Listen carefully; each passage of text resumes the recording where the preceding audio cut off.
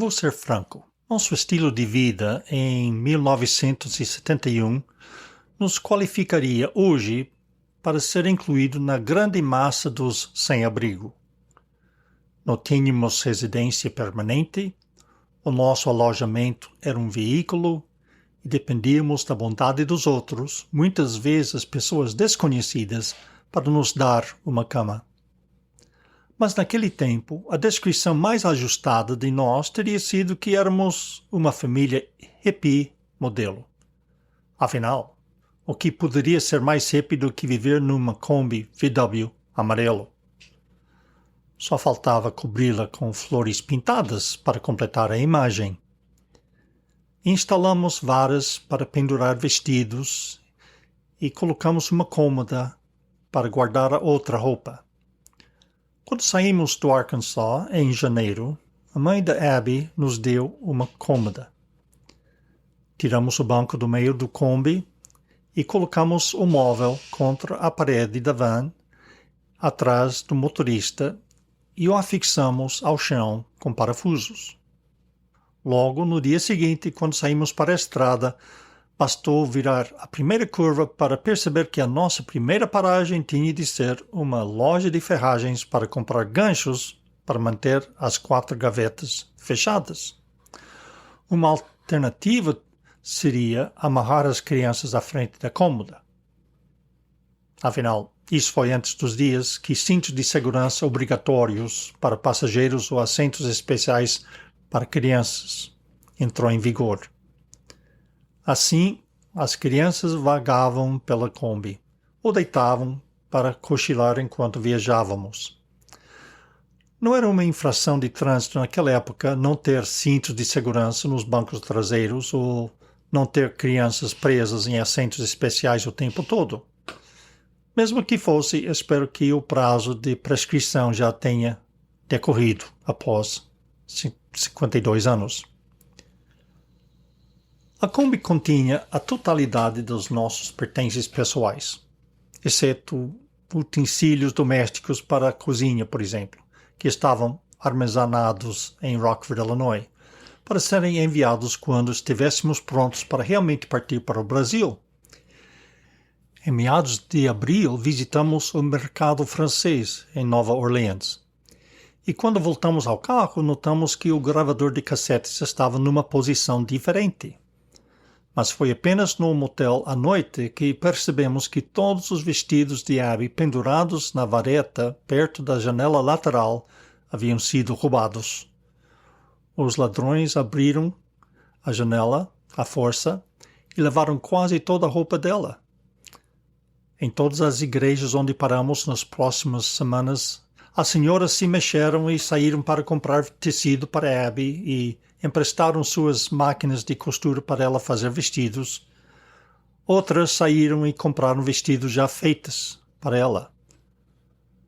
Não foi este o aviso de Jesus?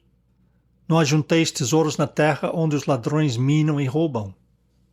Ele também disse, não andeis cuidadosos quanto à vossa vida, pelo que haveis de comer ou pelo que haveis de beber, nem quanto ao vosso corpo, pelo que haveis de vestir.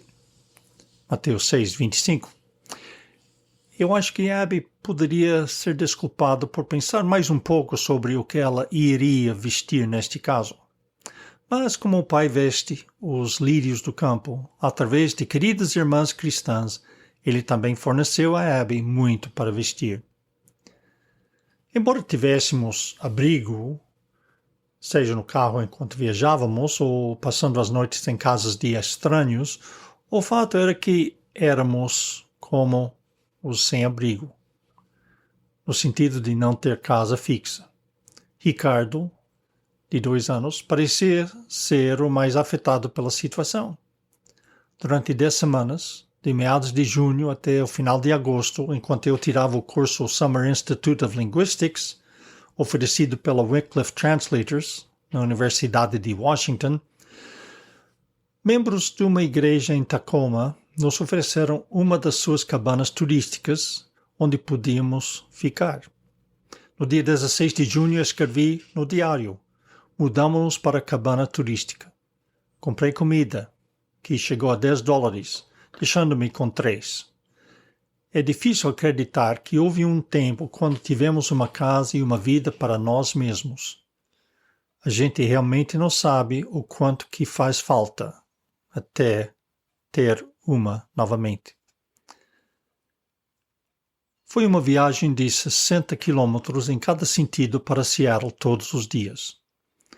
A hospedagem gratuita compensava as despesas da viagem e o desgaste do carro, mas isso significa também que eu não estava pregando nas igrejas. Paulo disse que o obreiro é digno do seu salário. E as igrejas, fiéis à Bíblia, aparentemente interpretavam isso a significar que o pregador só está a trabalhar quando está no púlpito. Quem não prega não ganha.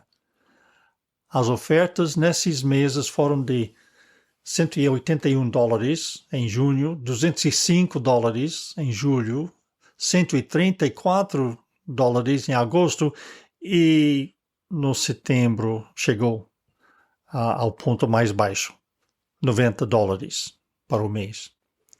Deus, que usou corvos para alimentar Elias, levantou alguns irmãos e irmãs fiéis que nos deram $20 quando não tínhamos nada, ou nos levaram ao supermercado para comprar $20 de mantimentos, ou que simplesmente trouxeram um saco de compras à nossa porta. Se um copo de água, dado em nome de um profeta, recebe a recompensa de um profeta, muito mais Deus recompensará aqueles que deram muito mais do que um copo d'água. Nunca mais vimos estas pessoas generosas desde então. Mas eu tomei nota dos seus nomes e, se algum deles está ouvindo ou lendo isto e você nos deu pão ou uma cama ou mesmo apenas um dinheirinho para nos continuar o nosso caminho no ano de 71, saiba que ainda o que é mais importante, Deus registrou seus nomes e se Ele os abençoou nesta vida, Ele fará muito mais no dia da vinda de Jesus. Podemos não nos lembrar de todos, ou ser capazes de recordar todos os rostos, mas Deus não esquecerá de nenhuma das suas bondades. Cerca de um mês depois de termos saído de Tacoma, estávamos algures na Califórnia, quando Ricardo perguntou: "Quando vamos voltar para casa?" Em 10 semanas, em uma pequena cabana turística, ele se instalou em uma casa que não estava saltando pelas estradas.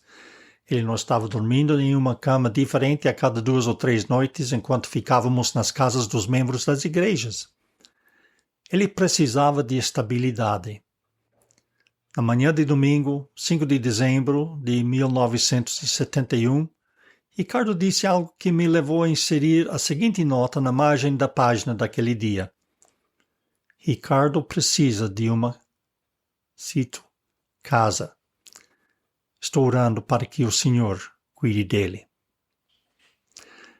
Esta frase evidencia uma questão-chave que batalhamos durante todos os anos no campo missionário: os nossos filhos.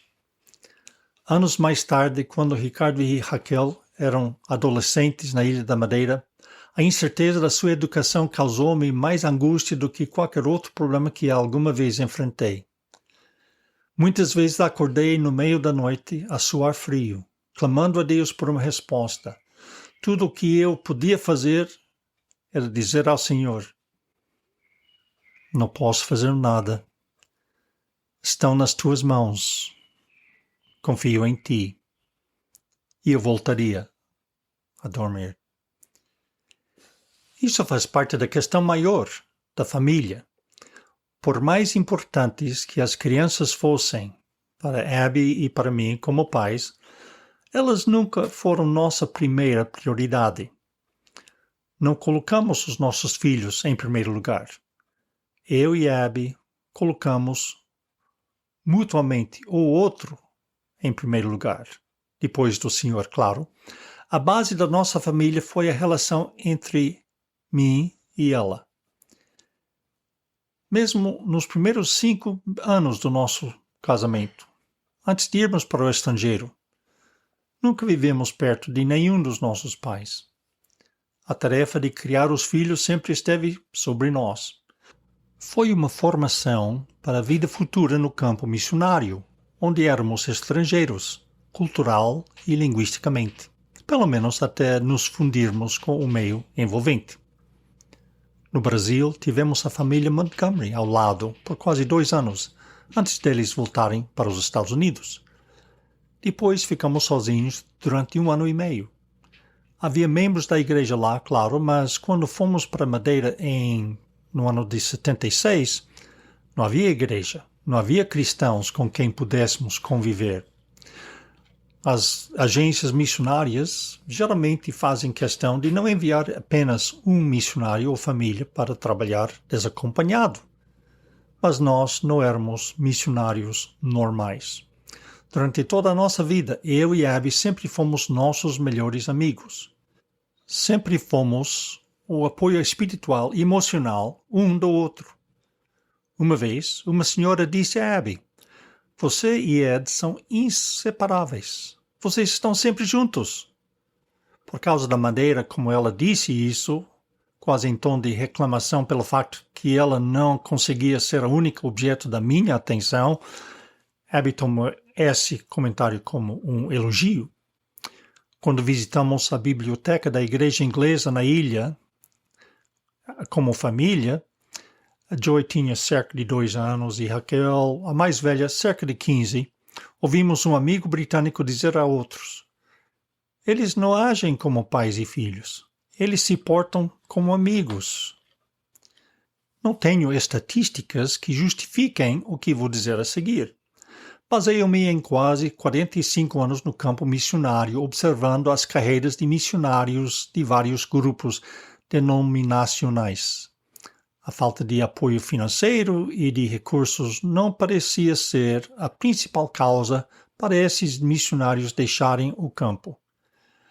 Em comparação com o apoio que outros missionários receberam, nosso apoio foi pouco acima do nível de pobreza. É o Senhor que julgará cada um dos seus servos. Mas sabíamos de famílias que ficaram durante um mandato, 3 ou 4 anos, ou 1 ano, ou, em um caso, apenas 2 semanas no campo, e baseado no que sabíamos, os problemas eram interpessoais na família e não devido à falta de recursos financeiros. Tenho certeza que muitas vezes as preocupações com as crianças foram uma força motriz na decisão de deixar o campo. Quaisquer que sejam os pormenores de cada caso, estou certo de que as relações familiares se sobrepõem às considerações financeiras, tanto positiva como negativamente. Foi só nos últimos anos no campo que tivemos um rendimento mais estável. Nunca tivemos muito dinheiro, mas tivemos o Senhor e tivemos um ao outro. Em 1971, não tínhamos casa, mas éramos uma família. As crianças eram uma fonte de conforto. Geralmente, aqui está uma entrada que fiz em julho de 71, quando estávamos morando na cabana turística. Eu escrevi: Abby estava limpando a casa e caiu sobre o aspirador e machucou o joelho. Ricardo, 2 anos, veio me dizer que a mamãe estava chorando. Mas, quando eu não fiz nada, ele voltou. Raquel, 3, então acrescentou suas palavras de conforto e encorajamento. Bem, ela não vai morrer disso. Como família, Abby e eu sempre procuramos apresentar uma frente unida no trato com as crianças. Não havia hipótese deles meter um de nós contra o outro. E essa frente unida estendeu-se ao nosso trabalho missionário. Eu e ela sempre fomos uma equipa, e ainda somos. Deus nos uniu porque cada um de nós tem certos dons. Eu sou inteligente o suficiente para saber que Abby é mais inteligente do que eu em certas áreas. Não só mais inteligente, mas ela está espiritualmente em sintonia com Deus em maneiras que eu talvez não esteja. Isso era verdade antes de irmos para o Brasil, e foi assim no Brasil foi sino em Portugal, ainda é verdade. As 24 mil quilômetros de contato muito próximo, no banco de frente de uma Kombi, e sempre ficar na casa de outras pessoas foi um verdadeiro teste para o nosso relacionamento. No final de abril e depois de apenas 8 mil quilômetros, escrevi: Abby diz que nem sempre tenho sido doce ultimamente. Não sei o que ela queria dizer por isso. Viver todos os dias sujeitos aos horários dos outros prejudicou a nossa relação. No início de junho, observei simplesmente no diário: mais um dia sem termos tempo juntos. Estes eventos são vislumbres do que seria um aspecto fundamental do nosso futuro serviço missionário. Por mais fundamental que fosse a família, ainda tínhamos de pagar as contas e arcar com as despesas. 71 foi um período de formação de que precisávamos para tomar decisões financeiras nos anos seguintes. Em janeiro, os crocodilos foram incluídos na discussão sobre uma decisão financeira fundamental. Em setembro, nossas finanças estavam dependentes de pepinos. Ao longo dos anos, o pêndulo da nossa situação financeira oscilou de um extremo ao outro, diferenças tão grandes como as entre crocodilos e pepinos.